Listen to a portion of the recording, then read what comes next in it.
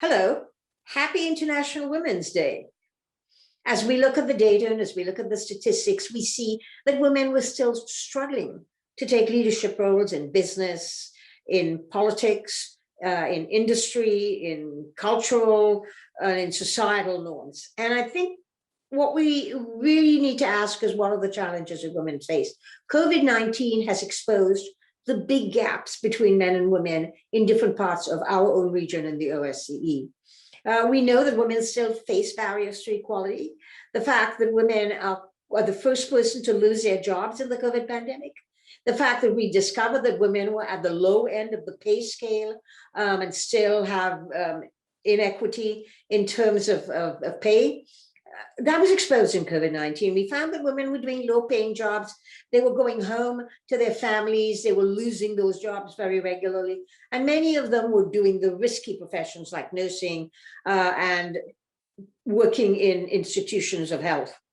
I think we need to ask ourselves why this is still happening. We need to discuss and work together to bring about legislation in our parliaments, to bring about public policy that would help women to achieve the leadership positions that we know they're capable of. We've also exposed the fact that today, women parliamentarians and women journalists who've achieved any kind of status within those two sectors are at great risk. They are threatened with sexual violence, they're threatened with physical violence. Some of them have been harmed. Some of them have been pilloried by their own parliamentarians. I look at Ms. Ocasio-Cortez in the United States. I look at what has been happening to the women in many places in Belarus, the head of the opposition there. I look at what has been going on with women who are racialized or diverse. They have been suffering a great deal from racism during this bad time.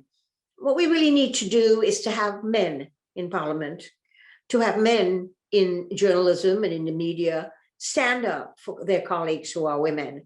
We know that when men and women work together, they are able to see the world from different perspectives. They see the problems differently, and they can therefore come up between them with a 360-degree solution. Let's work together. Let's work together to move women forward according to their talents and their ability, and let us see how we can get more women to run for politics, more women to get involved in business and in leadership. Because when women succeed, our countries succeed. Because women make up 51% of the population, and they produce and they can work together so that the country is going to be more competitive and more productive.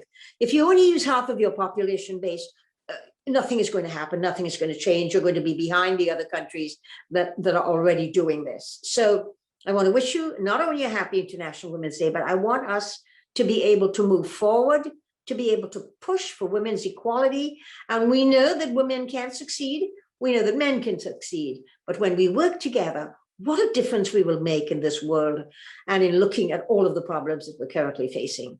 So thank you again, and happy International Women's Day.